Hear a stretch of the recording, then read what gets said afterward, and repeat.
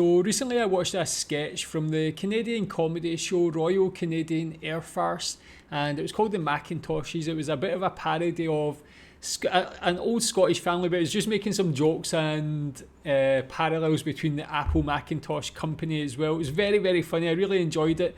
And people recommended another sketch from Royal Canadian Air Farce that featured a Scottish person, and it's this Get Stuffed, and this is about the national debt. So I really like that first one. I love to see comedy from different countries about Scotland, and yeah, looking forward to seeing this one. Tell me if you remember this sketch and recommend more from the show.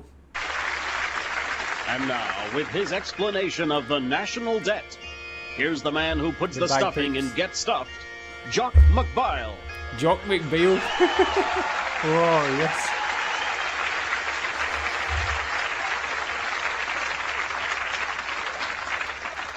On Monday, Paul Martin brings down a budget that he hopes will reduce our debt. Forget it, Paul. The only way we can cover our national debt is for everybody in Canada to die tomorrow and leave their RRSPs to the government. We'll get the government out of a hole, even if it will put us down one. Now, how did we get into this state? Well, Jock's going to tell you. Our story opens in 1968. We got a bachelor prime minister, draft bearers 25 cents, and the national debt is about 17 billion.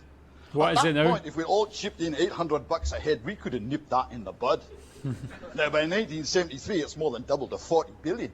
And a few have started to point this out, but Trudeau's not taking that lying down.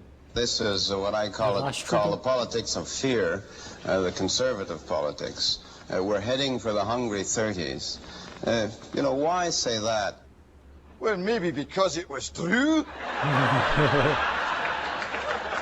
Only we'd be calling them the hungry 90s.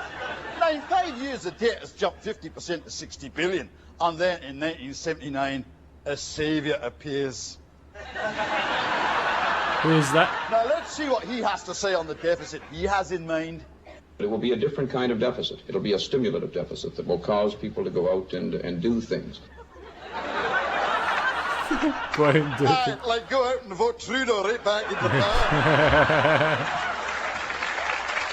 Yeah, I'm liking this so far. I like the accent. Definitely very good Scottish accent. Comes back, he starts making all the right noises.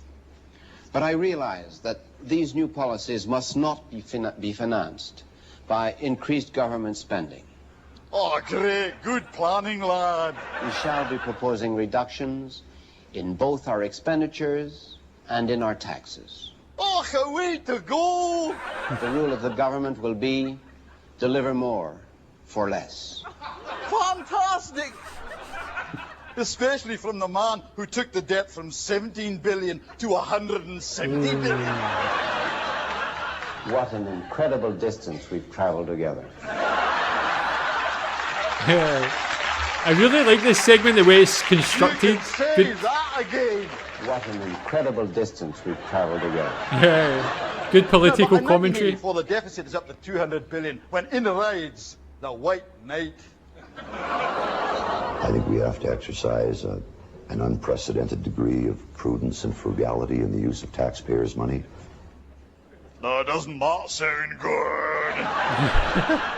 I want you to listen to what Mulroney says about the debt while you watch what he does about it.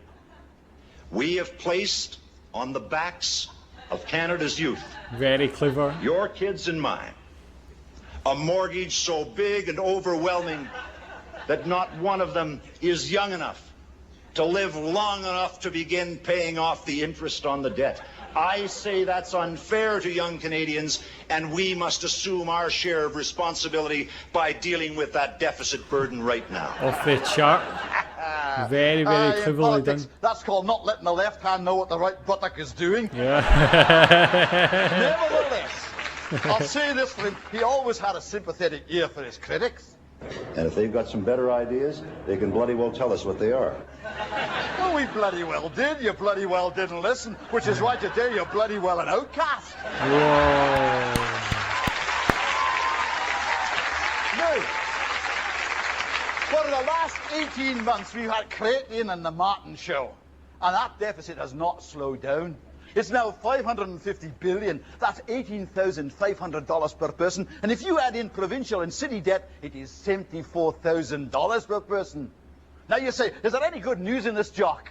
And I'll say, aye, it's Canadian money. Oh, John Morgan special, big Jock, putting the Canadian political world to rights. Love that, man. What a great representation for Scotland as well. I like the way he's dressed, very dapper. But I mean, the content of that is actually so sharply written. The way they actually edited the clips together, very biting, like political commentary. I would love to see something like this now. Whether it's in Canada, British politics, American politics, just seeing someone like construct it or deconstruct it so well, and something like this is very informative to the people as well who maybe like don't have a general interest in economics or the state of the country, politics. Some people just get bored of it, but putting in a comedy show and doing it very cleverly like this and concisely and putting the information there, that overlay of the chart while the guy that I think supposedly caused it is just so cleverly done, man. I'm just very impressed. Great stuff. I need to check out more of this. Get Stuffed, the national debt. Tell me what you think about this, and would you like to see something like this today? Thanks.